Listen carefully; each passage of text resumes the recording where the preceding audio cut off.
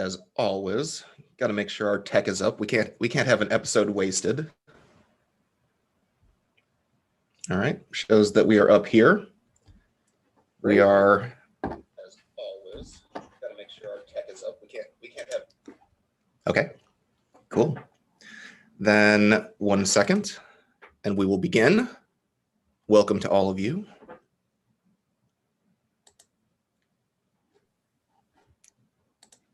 And here we go, beginning another journey, another week, and what a week it has been. Welcome back, everyone, to episode number 48 from Recalled Police to Priest. My name is Father Rix. I am joined once again by my dear brother, Joe. And it has been, I'm sure for all of us, a stressful week, and it's to be expected. And so we're hoping to transition out of a lot of the stress, give a little bit of a space for us to look at some really good things that are happening in life and ways that faith communities offer to accommodate those issues and problems and stresses, fears, anxieties, all the emotions in between. And there's a really interesting thing that we have to announce today. This is the first time that we're publicly letting you know. We have a new order of the Friars of St. Joseph Mission Church. And it is a phenomenal thing that I'll let Father Joe get into in more detail as we get into this podcast. But man, we are so excited to begin yet another new journey, constantly building, constantly growing, which is what faith and religious life is all about. And also, obviously, David Foster Wallace, who is somebody Joe wants to speak a little bit on. We'll see if we have time for that. I mean, there's just so much to talk about today. So with that, we welcome you into the space. If you're here for the first time, join us, leave a comment, leave a like, subscribe. We would love to hear from you. And like we said, we're always working to get bigger and meet you where you are. And so this is another opportunity for that. So without further ado, I offer the floor to my dear brother, Father Joe. Thank you, my brother. It's great to be back, and welcome back to all of you listening. I'm going to start with a quote from St. Francis, as you could all see in that little icon. One of my favorite comments. Preach the gospel at all times. If necessary, use words. I love that. It's a call to action. It's to go out and live what Jesus told us to do. However, words are part of the fabric of our life, and sometimes words can be amazingly powerful. The Gospels are the written word, interpreted, inspired by God.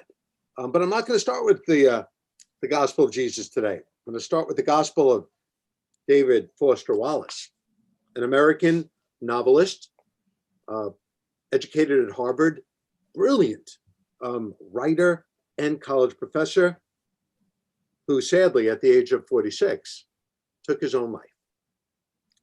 Let's read his words. These are the words that he used at one of his more famous commencement addresses at Canaan College. I'm reading it because it's about what we're talking about today. It's about faith. It's about worship. It's about understanding our call as human beings. This is what David Foster Wallace told the graduating class that year. In the day-to-day trenches of adult life, there is actually no such thing as atheism. There is no such thing as not worshiping. Everybody worships. The only choice we get is what to worship. An outstanding reason for choosing some sort of God or spiritual type thing to worship, and it could be anything. It could be JC, Jesus Christ. It could be Allah. It could be Yahweh. It could be the Wiccan mother goddess. It could be the Four Noble Truths, or some unfathomable set of ethical principles. Is that pretty much anything else you worship? You will eat alive. If you worship money and things, if they are what you tap into the real meaning of life, you will never have enough. You will never feel that you've accomplished what you wanted. It's the truth. If you worship your own body, your own beauty, sexual allure, you will always feel ugly. And when time and age start showing, you will die a million deaths before they finally plant you. If you worship power, And this was a problem that I had, being young and foolish. If you worship power, you will feel weak and afraid. And you will need even more power over others to keep the fear at bay. If you worship intellect, being seen as smart, inevitably, you will end up feeling stupid, a fraud, always on the verge of being found out. What a brilliant writer. What a brilliant teacher. His work is world renowned. And yet, he died so unhappily. Even having that gift of words and writing, preach the gospel at all times, if necessary, use words. He used words in a powerful way, and it wasn't enough. As my brother in faith, Father Rix, had said, we are starting a new idea. We are trying to put the gospel into action. So last week on October 30th, we announced the opening of a new ecumenical Franciscan mission order called the Friars of St. Joseph. Both Father Rix and I are Franciscans already, but we are making this new and open, ecumenical, and you don't have to be religious to be a part of this. It is both secular and religious. We are going to follow in the way of St. Francis and his sister, Claire.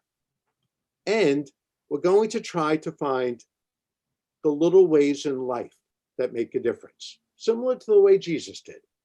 We're going to base this order on three important components: prayer, sacrifice, and service. And the members of this community will take vows. They will take sacred vows. They will make promises to God and to each of us, both brothers and sisters. It is not a male-oriented order. So the more women we have, the better. The vows that we will take are service, charity, giving to others, and obedience. Well, obedience has always been a tough one for me, but this obedience is to God, to make a promise to God that we will be the best that we can be. This is the time more than ever. And we formed this order specifically in the midst of a pandemic, in the midst of social unrest, in a life-changing, world-shocking presidential election, in the midst of social unrest and brutality and so much anger in our world, not just our country, the world. So this order brings people together in a different way, to pray, to help each other, and to give of ourselves. I really believe that this author had so much more to give, and taking his own life at 46, what a waste. But we're living in a world, Father, that people are desperate and don't know what to do. So this is a door that we're opening up, and hopefully a lot of our contemporaries, a lot of the people that we know and love will join. Father, it's been now 2 years or 3 years since you've taken your first vows as a Franciscan. I'd love if you could share how you feel about that and what that means to you and why that's important. Well, it's been a wild journey. I've shared my history in the past, and one of the things that I'm thinking about as you're sharing both the Friars of St. Joseph news as well as David Foster Wallace and how those relate, I think about the way that I live my faith, and that is faith seeking understanding. And the result of that is that I can go down some very unusual and unique paths. To be totally honest, I never thought that I would be in the Progressive Catholic Church or any Catholic order whatsoever, as of 5 years ago. And yet the experiences that I've had and the encounters that have happened over the past half decade or so has allowed me the opportunity and reminded me to keep an open mind as to where I'm called to be obedient to God. And I know, especially in a climate like this, and I know there's a lot of churches that focus on the wrong sort of obedience. I think that obedience has a very bad connotation. And to try and reframe that in a way where, I think what we're hoping to do, and something that I've been hoping to do since I joined the Progressive Catholic Church and took my vows as a Franciscan, that I want to be obedient to what it is that God has in store for us, which is love and compassion for ourselves and our neighbors, and that's how we can best express that. And the fact that you have offered the opportunity and opened the door to so many of us to explore faith in new ways. And this venture in itself is just so exciting because I didn't see this coming, to be totally honest. I know this started just ruminating probably a couple of months ago where things started formulating. And yet the possibilities and the opportunities are just endless right now. And by the grace of God, I'm excited to see what comes of such an adventure like this, because like with all of my ministerial adventures over the past 3 years, it's unexpected, but the rewards, both for me personally and what I feel like I've been able to do to fulfill obedience to God, to love and care for others, has been fulfilled in ways that, is truly miraculous, at least in my own heart. Thank you. And it is. I think it's a miracle for both of us that we are doing what we're doing and enjoying it so much. And I'm glad you focused on that last vow, the one of obedience, because I struggled with keeping that. We replaced the traditional vows that a Franciscan takes, which is poverty, chastity, obedience. And we replaced it with the service and charity, but we kept obedience. And I was worried about that. But Wallace makes me realize that we as a human race, we become obedient to anything that we focus on or that we worship or that's important to us. We're obedient to our jobs, our cars, our houses, our money, our fame, our power, all those things we become totally focused and obedient to. We live them, we breathe them, and that's the most important thing. Nation is obedient now to a political preference. All those things are fleeting. They will come and go. They will not last. So obedience to God or to faith, I think, is a wonderful thing. And we often misinterpret this obedience, especially in religious life, as being obedient to a bishop, a pastor, a cardinal, a pope. That's not what this is about. It's obedient to who you are and the essence of yourself, which is truly has to be faith or God, because there's nothing left besides that. And I recognize that religion can be the opioid of the masses. I recognize the challenges of religion, even though we're starting a new religious order. We're tied in, it's ecumenical in nature. It's secular as well as religious. It's a group of people coming together in fellowship, not just men, thank God, group of people hoping for a better way of life, hoping for some improvement in life, hoping to make an impact on the world in a better place.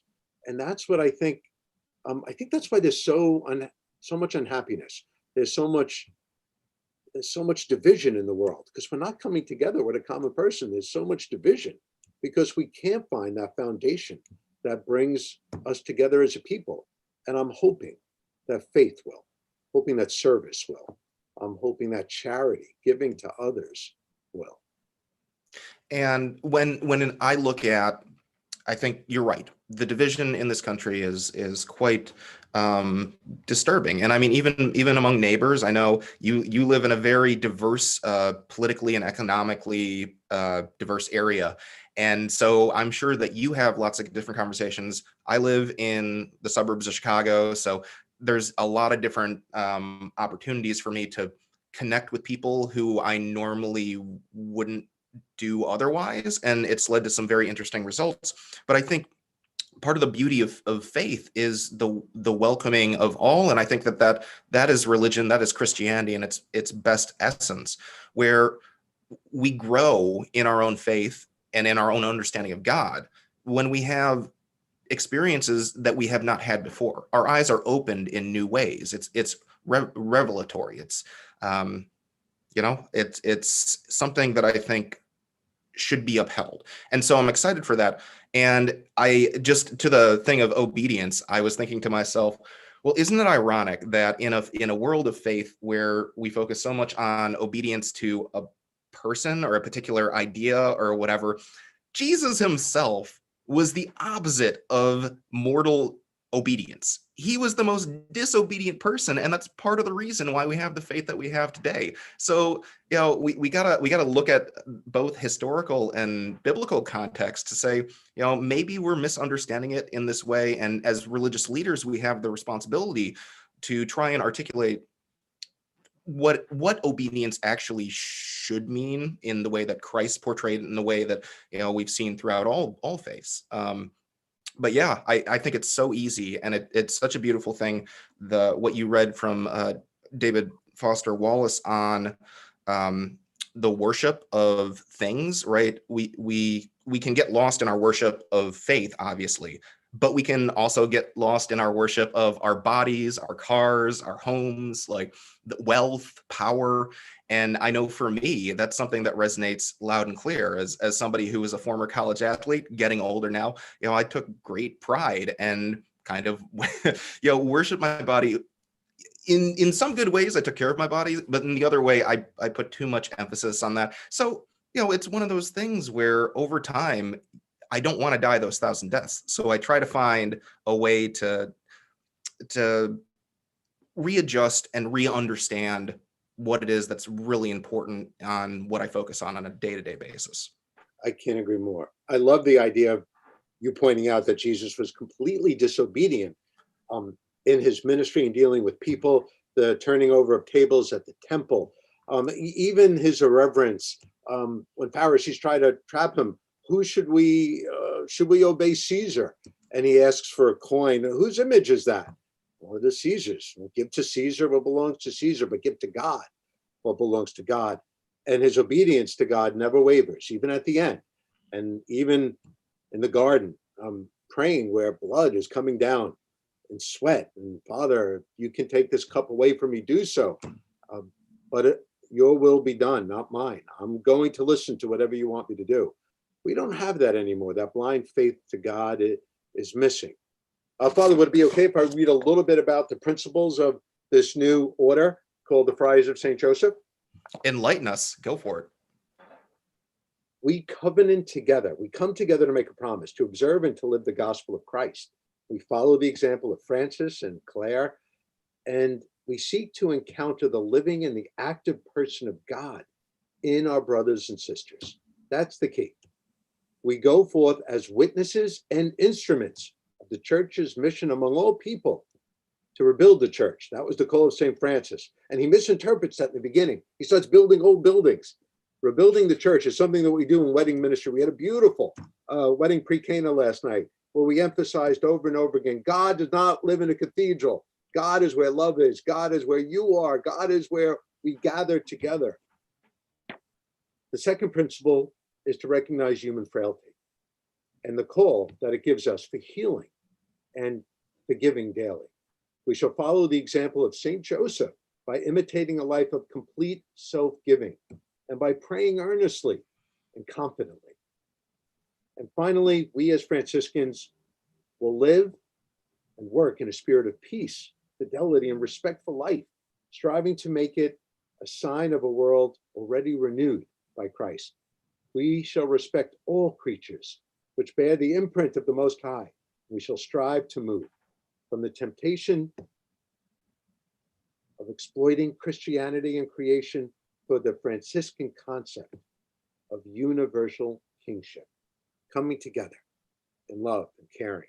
We talked about the challenges of our nation through this election, and we started off police to priest. This was a police-oriented concept. Now it's recalled, even though I love to keep talking about the beat goes on. So many of my friends in law enforcement are very disappointed, even though, when I ran for politics, and I ran for a higher office 22 years ago, and I learned so quickly how dangerous politics is and how lacking it is in civility and kindness and genuineness. And even though we have the opportunity in being public servants to give so much back, we don't. We mostly give to ourselves. And I learned that the hard way. And I regret all of that. But I also recognize that there's got to be a better way. And the better way is we, the people, coming together as one, kingship, understanding what needs to be done. as a people and doing it with love and kindness and respect for each other. That is so, so necessary today. And I wonder to myself, and I think about this a bit, where there's this hardening of hearts that it feels like is becoming a bigger trend over the past. It's not just recently, it's been happening over the past, as since I was in college, 10 years ago. I started noticing this, and maybe it's always existed, and I just coming into a realization of a bigger and more complicated world, that people had their hearts hardened. And I think I am called, as somebody who grew up in a faith that welcomed all those, especially those that we didn't understand or necessarily agree with, and try to fulfill that call for the kingdom of a universal heaven on earth. And some of the most profound experiences that I've had in my life, and I'm somebody who I'll say it, I don't talk about politics really at all, but I'm a pretty liberal person when it comes to national politics. And for me, that isn't a defining characteristic of who I am. I serve God first, and my political beliefs come after. And so for me, if I'm of the mindset where I can set aside my hardened heart, that as a poli-sci major, obviously I'm going to have opinions, and I could go on for hours about my thoughts, but I choose not to, because I'm not going to try and impose my beliefs on other people, because I know that, the response would be the same if they tried to do it to me. And so let's try and find something that brings us together. I've got in my recovery program so many conservative friends who, there was one who called me last night, and he was a huge Trump supporter. And we just talked for about a half an hour. And it was just, he's stressed, I'm stressed. It was something that brought us together. And so at the end, basically I said, "Love you, bro." And he said, "Love you too, man." And that's how we ended it. And I think that is something that, I don't know, it just makes me feel good about the path that I'm on, and is something that I want to emulate and try and encourage others to walk as well. Beautifully said. And I'm sorry I had to go to my phone, but I had to get the right Hebrew, the right citation for it. Okay. Harden not your hearts. Where was it? I'm saying to myself, I should know it by heart. And I didn't. It's in the book of Hebrews 3:15.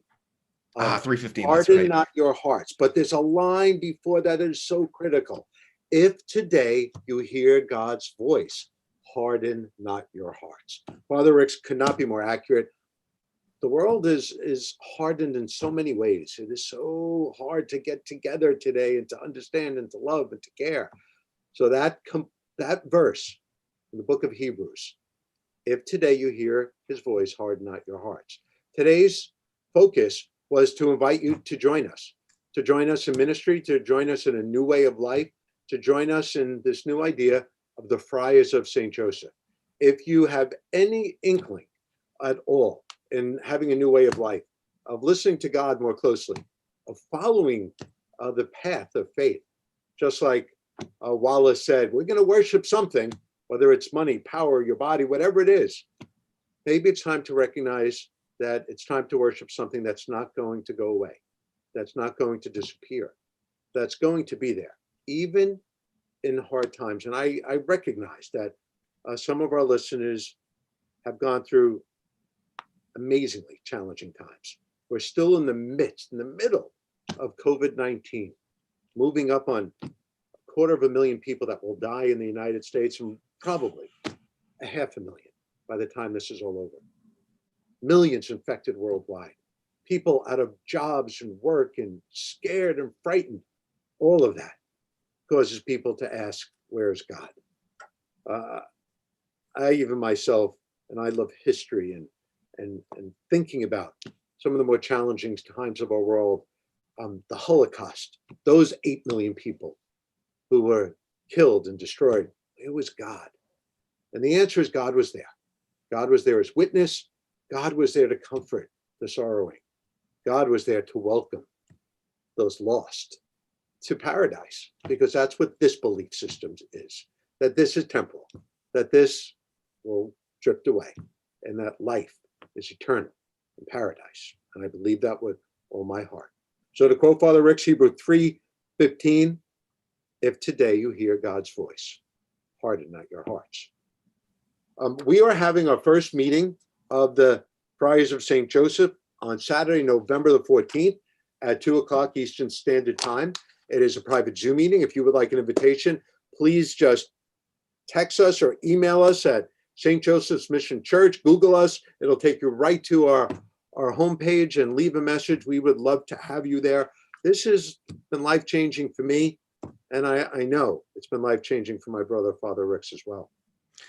And this adventure that we're on is only getting more exciting. Every day there's something new. So I'll make sure to include in the description of the YouTube video down below. We'll include it on our Facebook page. Reach out to us. We're excited now, having new different virtual communities and the opportunity to be a minister. A lot of times you think minister, you think collar.